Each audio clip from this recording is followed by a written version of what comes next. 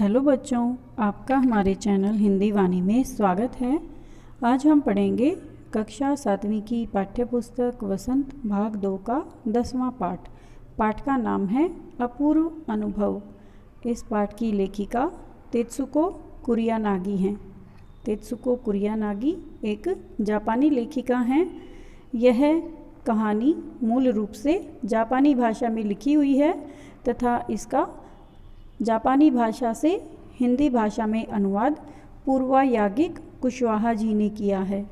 यानी यह कहानी जापानी भाषा में लिखी हुई है जो जापान देश की है। जापान एक छोटा सा देश है जिसकी यह एक प्रसिद्ध कहानी है। इस कहानी का जापानी भाषा से हिंदी में अनुवाद पूर्वा यागिक कुशवाहा जी ने किया है।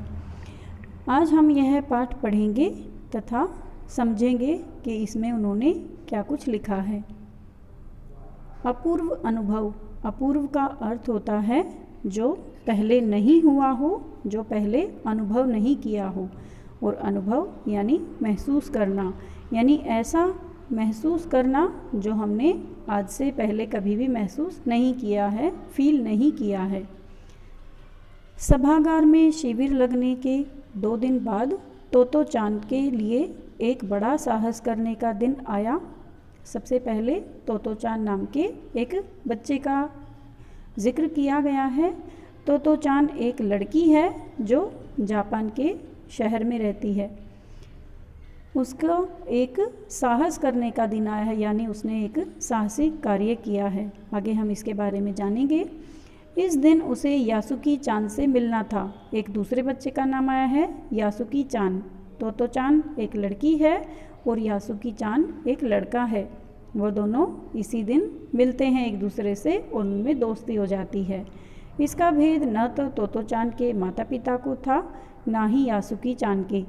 यानी वो दोनों बच्चे आज कुछ अलग कार्य करने वाले थे और इसके बारे में उन दोनों के माता पिता को नहीं पता था। उसने यासुकी चान को अपने पेड़ पर चढ़ने का न्योता दे दिया। न्योता यानी बुलावा देना, इनविटेशन देना। तोमोई में हर एक बच्चा बाग के एक एक पेड़ को अपने खुद के चढ़ने का पेड़ मानता था। जैसे आजकल बच्चे घर घर खेलते हैं, स्कूल खेलते हैं या डॉक्टर खेलते हैं, इसी तरह से जापान में उन दिनों बच्चे कैसे खेल खेलते थे। वो बाग में जो पेड़ लगे हुए थे, हर एक पेड़ को अपना अपना घर मानते थे और उस पर चढ़कर खेला करते थे। तोतो चान का पेड़ मैदान के बाहरी हिस्से में कुन्होबुत्सु जाने वाली सड़क के पास था। तोतो चान नाम की लड़की जो थी, उसका पेड़ उस मैदान के बाहरी हिस्से में था और वो एक सड़क के किनारे पर था। वह एक बड़ा सा पेड़ था, उसका चढ़ने जाओ तो पैर फिसल जाते। यानी वो पेड़ इतना बड़ा था कि उस पर मुश्किल से चढ़ा जाता था और पैर फिसलने लग जाते थे। पर ठीक से चढ़ने पर ज़मीन से कोई 6 फीट की ऊंचाई पर एक द्विशाखा तक पहुंचा जा सकता था। यानी पेड़ बहुत बड़ा था लेकिन धरती से कुछ 6 फीट के लगभग ऊंचाई पर उसमें से एक और शाखा निकलती थी। द्विशाखा का अर्थ होता है पेड़ का 2 शाखाओं में बंट जाना। 2 शाखाएं जहाँ पर मिलती हैं उन्हें द्विशाखा कहते हैं। बिल्कुल किसी झूले सी आरामदेह जगह थी यह। तोतो चान अक्सर खाने की छुट्टी के समय या स्कूल के बाद ऊपर चढ़ी मिलती। यानी बच्चे अपने जो स्कूल में लंच टाइम होता है, खाना खाने का समय होता है, उस समय या स्कूल के बाद, यानी जब स्कूल की छुट्टी हो जाती है उसके बाद अपने अपने पेड़ों पर चढ़ जाते और खेलने लगते। वहाँ से वह एक सामने दूर तक ऊपर आकाश को या नीचे सड़क पर चलते हुए लोगों को दूर से देखा करती थी। इसी तरह से बाकी बच्चे भी ऐसे ही खेलते थे। बच्चे अपने अपने पेड़ को निजी संपत्ति मानते थे। निजी संपत्ति यानी अपनी खुद की चीज़ें। बच्चों, आपको पता होगा कि हमारे जो छोटे बच्चे होते हैं उनके पास बहुत सारे खिलौने होते हैं और वो हर खिलौने को केवल अपना ही खिलौना मानते हैं। वो भले ही कुछ समय के लिए अपनी चीज़ें दूसरों के साथ बांट सकते हैं, लेकिन बाद में वो उन्हें अपना मानकर, उन पर अपना हक समझकर उनकी देखभाल करते हैं और उन्हें अपने पास ही रखना चाहते हैं। इसी तरह से तोमोई शहर में भी वो हर पेड़ को अपनी निजी संपत्ति मानते थे। किसी दूसरे के पेड़ पर अचानक से कोई नहीं आ जा सकता था। किसी दूसरे के पेड़ पर चढ़ना हो तो उससे पहले पूरी शिष्टता से, यानी अच्छी तरह से, माफ़ कीजिए, क्या मैं अंदर आ जाऊं, इस तरह से पूछना पड़ता था। जैसे हम किसी दूसरे बच्चे की चीज़ों को या किसी दूसरे व्यक्ति की चीज़ों को प्रयोग करने से पहले उसकी आज्ञा लेते हैं, परमिशन लेते हैं, इसी तरह से उनके खेल के भी अपने नियम होते थे। यासुकी चान को पोलियो था। तोतो चान एक लड़की है और जो यासुकी चान है वो एक लड़का है। लड़के को पोलियो था। पोलियो एक भयंकर बीमारी होती है जिसके कारण हड्डियाँ या तो ज़रूरत से ज़्यादा बड़े आकार की हो जाती हैं या छोटे आकार की हो जाती हैं और उनमें कुछ टेढ़ापन आ जाता है। इसलिए वह न तो किसी पेड़ पर चढ़ पाता था और न ही किसी पेड़ को अपनी निजी संपत्ति मानता था। यानी यासुकी चान को एक बीमारी है जिसका नाम पोलियो था और वह किसी भी पेड़ पर इस बीमारी के कारण चढ़ नहीं पाता था और इस प्रकार उसका कोई भी निजी पेड़ नहीं था। अतः तोतो चान ने उसे अपने पेड़ पर आमंत्रित किया, यानी बुलाया, पर यह बात उन्होंने किसी से नहीं कही, क्योंकि अगर बड़े सुनते तो ज़रूर डांटते, क्योंकि उन्हें यासुकी चान की चिंता होती कि कहीं उसे कोई चोट न लग जाए पेड़ पर चढ़ते समय। घर से निकलते समय तोतो चान ने माँ से कहा कि वह यासुकी चान के घर डेनेन चोफू जा रही है। डेनेन चोफू एक जगह का नाम है जहाँ पर यासुकी चान का घर है। चूँकि वह झूठ बोल रही थी इसलिए उसने माँ की आंखों में नहीं झांका। वह अपनी नज़रें जूतों के फीतों पर ही गड़ाई रही। रोकी उसके पीछे पीछे स्टेशन तक आया। जाने से पहले उसे सच बताए बिना तोतो चान से नहीं रहा गया। यानी तोतो चान अपनी माँ से झूठ बोलकर यासुकी चान के पास चली जाती है और वह उसके घर नहीं जाती बल्कि वो अपने पेड़ के पास चली जाती है, जहाँ पर पहले से ही यासुकी चान उसकी प्रतीक्षा कर रहा होता है। इसलिए वह अपनी माँ की आंखों में नहीं झांकती और नज़रें बचाकर वहाँ से निकल लेती है। मैं यासुकी चान को अपने पेड़ पर चढ़ने देने वाली हूँ, उसने रॉकी को बताया। जब तोतो चान स्कूल पहुँची तो रेल पास उसके गले के आसपास हवा में उड़ रहा था। यानी वह बहुत मस्ती से, खुशी से यासुकी चान से मिलने के लिए जा रही थी। यासुकी चान उसे मैदान में क्यारियों के पास मिला। गर्मी की छुट्टियों के कारण सब सूना पड़ा हुआ था। स्कूल में बच्चे नहीं थे, इसलिए मैदान भी बिल्कुल खाली था। यासुकी चान उससे कुल जमा 1 वर्ष ही बड़ा था, पर तोतो चान को वह अपने से बहुत बड़ा लगता था। जैसे ही यासुकी चान ने तोतो चान को देखा, वह पैर घसीटता हुआ उसकी ओर बढ़ा। घसीटता हुआ इसलिए कहा गया है क्योंकि उसे पोलियो था और वह ठीक से चल नहीं पाता था। उसके हाथ उसकी चाल को स्थिर करने के लिए दोनों ओर फैले हुए थे। जब कोई ठीक से चल नहीं पाता तो वह अपने हाथों से थोड़ा सा बैलेंस बनाने के लिए, थोड़ा सा स्थिर करने के लिए अपने शरीर को थोड़े हाथों को फैलाकर चलता है। तो इसी तरह से वह भी तोतो चान की तरफ चलने लगा।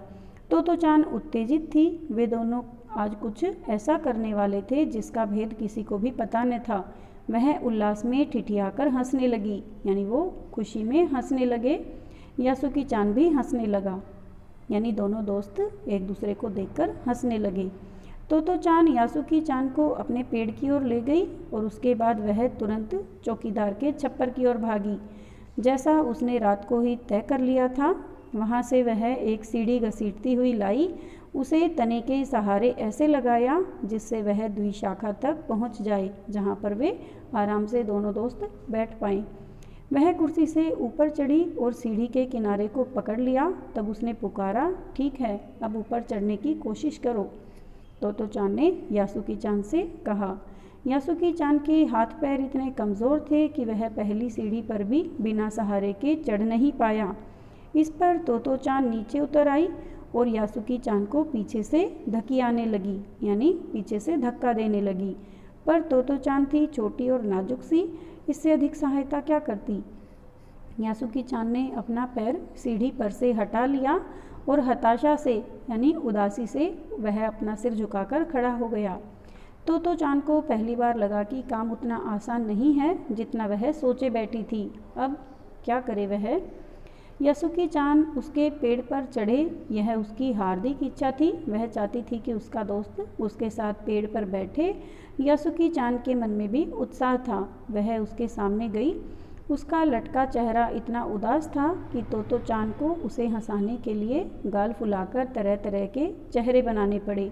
यानी जब तोतो चान ने देखा कि यासुकी चान पेड़ पर नहीं चढ़ पा रहा है और वह उदास हो गया है, तो उसने अपने मित्र की उदासी दूर करने के लिए अपने चेहरे पर अलग अलग प्रकार के भाव बनाए तथा उसे हंसाने का प्रयास किया। फिर कहा, ठहरो, एक बात सूझी है।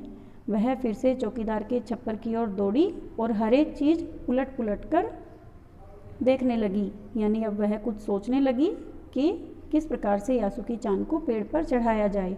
आखिर उसे एक तिपाई सीढ़ी मिली। तिपाई सीढ़ी यानी जिस पर दोनों ओर से चढ़ा जा सकता है, जिसके 2 से ज़्यादा पैर होते हैं उसे तिपाई सीढ़ी कहते हैं। 3 पैर वाली सीढ़ी जिसे थामे रहना भी ज़रूरी नहीं था, वह अच्छी तरह से टिक कर किसी को भी सहायता दे सकती है। वह तिपाई सीढ़ी को घसीट कर ले आई तो अपनी शक्ति पर हैरान होने लगी। तिपाई की ऊपरी सीढ़ी द्विशाखा पर पहुंच रही थी। देखो, अब डरना मत, उसने बड़ी बहन के जैसी आवाज़ में कहा। यह डगमगाएगी नहीं, यानी अब यह नहीं हिलेगी। तुम बिना डरे इस पर चढ़ने का प्रयास करो। यासुकी चान ने घबराकर तिपाई सीढ़ी और पसीने से तरबतर तोतो चान की ओर देखा। यानी गर्मियों की छुट्टियां थी, तो वह इतनी भारी तिपाई सीढ़ी को उस छप्पर से बाहर जब लेकर आई तो उसे बहुत ज़्यादा पसीना आ गया और तब उसने तोतो चान की ओर देखा। उसे भी काफ़ी पसीना आ रहा था और यासुकी चान को भी पसीना आ गया था। उसने पेड़ की ओर देखा और तब निश्चय के साथ पांव उठाकर पहली सीढ़ी पर रखा। उन दोनों को यह बिल्कुल भी पता न चला कि कितना समय यासुकी चान को ऊपर चढ़ने में लगा। सूरज का ताप उन दोनों पर पड़ रहा था, पर दोनों का ध्यान यासुकी चान को ऊपर तक पहुंचाने में रमा था। यानी वो दोनों केवल ऊपर चढ़ने में लगे हुए थे। तोतो चान आसानी से चढ़ पाती थी, लेकिन उसने यासुकी चान को ऊपर चढ़ाने के लिए बहुत अधिक संघर्ष किया था, कोशिश की थी। तोतो चान नीचे से उसका एक एक पैर सीढ़ी पर धरने में मदद कर रही थी। अपने सिर से वह उसके पिछले हिस्से को भी स्थिर करती रही। यासुकी चान पूरी शक्ति के साथ जूझ रहा था और आखिर वह ऊपर पहुंच गया। हुर्रे! पर उसे अचानक सारी मेहनत बेकार लगने लगी। तोतो चान तो सीढ़ी पर से छलांग लगाकर द्विशाखा पर पहुंच गई, पर यासुकी चान को सीढ़ी से पेड़ पर लाने की हर कोशिश बेकार रही। यानी अब यासुकी चान सीढ़ी के ऊपर तो चढ़ गया था, लेकिन सीढ़ी के ऊपर से वह पेड़ पर अब चढ़ना चाहता था, लेकिन चढ़ नहीं पा रहा था। यासुकी चान सीढ़ी थामे तोतो चान की ओर ताकने लगा। तोतो चान की रुलाई छूटने को हुई। यानी तोतो चान ने जब देखा कि यासुकी चान पेड़ पर नहीं जा पा रहा है और वह रोने जैसी हो गई। यानी वह उसका जो चेहरा था ऐसा हो गया कि वह अभी रोने वाली है। उसने चाहा था कि यासुकी चान को अपने पेड़ पर आमंत्रित कर तमाम नई नई चीज़ें दिखाए, पर वह रोई नहीं। यानी उसने मन में निश्चय कर लिया कि वह नहीं रोएगी। उसे डर था कि उसके रोने पर यासुकी चान भी रो पड़ेगा। वह अपने मित्र को नहीं रुलाना चाहती थी। उसने यासुकी चान का पोलियो से पिचकी और अकड़ी उंगलियों वाला हाथ अपने हाथ में थाम लिया। उसके खुद के हाथ से वह बड़ा था, उंगलियां भी लंबी थी। देर तक तोतो चान उसका हाथ थामे रही, तब बोली, तुम लेट जाओ, मैं तुम्हें पेड़ पर खींचने की कोशिश करती हूँ। यानी तोतो चान ने यासुकी चान को अब सीढ़ी पर से पेड़ पर चढ़ाने की बहुत अधिक कोशिश की। उस समय द्विशाखा पर खड़ी तोतो चान द्वारा यासुकी चान को पेड़ की ओर खींचते अगर कोई बड़ा व्यक्ति देख लेता तो वह जरूर डर के मारे चीख उठता। उसे वे सच में जोखिम उठाते ही दिखाई देते, पर यासुकी चान को तोतो चान पर पूरा भरोसा था।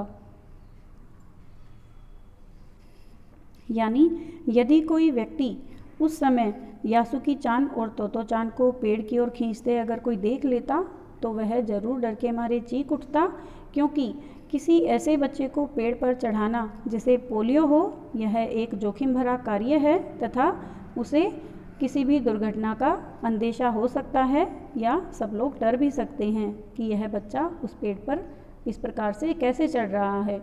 उसे वे सच में जोखिम उठाते ही दिखाई देते, पर यासुकी चान को तोतो चान पर पूरा भरोसा था और वह खुद भी यासुकी चान के लिए भारी खतरा उठा रही थी। अपने नन्हे नन्हे हाथों से वह पूरी ताकत से यासुकी चान को खींचने लगी। बादल का एक बड़ा टुकड़ा बीच बीच में छाया करके उन्हें कड़कती धूप से बचा रहा था, यानी जैसे गर्मी के दिनों में यदि सूरज के सामने कोई छोटे छोटे बादल आगे आ जाते हैं, सूरज के सामने यदि आ जाते हैं तो वो हमें छाया देते हैं या सूरज की धूप उसके बीच में से होकर नहीं गुजर पाती और उस स्थान पर छाया हो जाती है। तो इसी तरह से बीच बीच में बादल के छोटे छोटे टुकड़े आकर उन्हें कड़कती धूप से बचाते हुए लग रहे थे, उनके ऊपर बीच बीच में छाया हो जाती थी। काफ़ी मेहनत के बाद दोनों आमने सामने पेड़ की द्विशाखा पर थे, यानी अंत में उन दोनों की मेहनत सफल हो जाती है और वो दोनों एक साथ पेड़ की द्विशाखा पर बैठ जाते हैं। पसीने से तरबतर अपने बालों को चेहरे पर से हटाते हुए तोतो चान ने सम्मान से झुककर कहा, मेरे पेड़ पर तुम्हारा स्वागत है। यानी अब उसने अपने मित्र का स्वागत किया। पहले कभी यासुकी चान डाल के सहारे खड़ा था, कुछ झिझकता हुआ वह मुस्कुराया। तब उसने पूछा, क्या मैं अंदर आ सकता हूँ? उस दिन यासुकी चान ने दुनिया की एक नई झलक देखी जिसे उसने पहले कभी न देखा था। तो ऐसा होता है पेड़ पर चढ़ना। इस प्रकार की बात यासुकी चान ने तोतो चान को खुश होते हुए कही। ये ऐसा होता है पेड़ पर चढ़ना, क्योंकि वह पहली बार किसी पेड़ पर चढ़ पाया था। वे बड़ी देर तक पेड़ पर बैठे बैठे इधर उधर की गप्पें लड़ाते रहे, आपस में बातें करते रहे। उसी समय तोतो चान से यासुकी चान ने बताया कि मेरी बहन अमेरिका में है। उसने बताया कि वहाँ एक चीज़ होती है, टेलीविज़न। यासुकी चान उमंग से भरा बता रहा था। वह कहती है कि वह जापान में आएगा तो हम उसे घर बैठे बैठे ही सुमो कुश्ती देख सकेंगे। वह कहती है कि टेलीविज़न एक डिब्बे जैसा होता है। तोतो चान उस समय यह तो न समझ पाई कि यासुकी चान के लिए, जो कहीं भी दूर तक नहीं चल सकता था, घर बैठे चीज़ों को देख लेने के क्या अर्थ होंगे। वह तो यही ही सोचती रही कि सुमो पहलवान घर में रखे किसी डिब्बे में कैसे समा जाएंगे। उनका आकार तो बड़ा होता है, पर बात उसे बड़ी लुभावनी लगी। उन दिनों टेलीविज़न के बारे में कोई नहीं जानता था, वे बहुत कम लोगों के पास उपलब्ध होते थे। पहले पहल यासुकी चान ने ही तोतो चान को टेलीविज़न के बारे में बताया था, इसलिए उसे वह कुछ अजीब बात लगी। उसको विश्वास नहीं हो पा रहा था कि हम घर बैठे सुमो कुश्ती को एक छोटे से डिब्बे में कैसे देख सकते हैं। पेड़ मानो गीत गा रहे थे और दोनों बेहद खुश थे। यासुकी चान के लिए पेड़ पर चढ़ने का यह पहला और अंतिम मौका था। पहला इसलिए क्योंकि इससे पहले यासुकी चान को किसी ने भी पेड़ पर नहीं चढ़ाया था, क्योंकि उसे पोलियो था और इस प्रकार का कार्य कोई भी नहीं कर सकता था। और अंतिम मौका इसलिए था क्योंकि गर्मियों की छुट्टियों में वह पार्क बिल्कुल खाली था जहाँ पर वह पेड़ था। यदि कोई अन्य दिन होता, यदि फिर कभी ऐसा होता तो कोई भी उन्हें देख लेता और उन्हें ऐसा करने से मना कर देता। इसलिए यह पहला और अंतिम मौका था। तोतो चान विश्व साहित्य की एक अमूल्य निधि है जो मूलतः जापानी भाषा में लिखी गई है। इसका अनुवाद विश्व की कई भाषाओं में हो चुका है। यह एक ऐसी अद्भुत पाठशाला और उसमें पढ़ने वाले बच्चों की कहानी है जिनके लिए रेल के डिब्बे कक्षाएं थी, गहरी जड़ों वाले पेड़ पाठशाला का गेट, शाखा बच्चों के खेलने के कोने। इस अनोखे स्कूल के संस्थापक थे श्री कोबायाशी। लेखिका स्वयं इस स्कूल की छात्रा थी। उन्हीं के बचपन के अनुभवों पर आधारित है पुस्तक तोतो चान का यह अंश अपूर्व अनुभव, यानी यह लेखिका के स्वयं के अनुभवों पर आधारित है जो उन्होंने बचपन में अनुभव किए थे।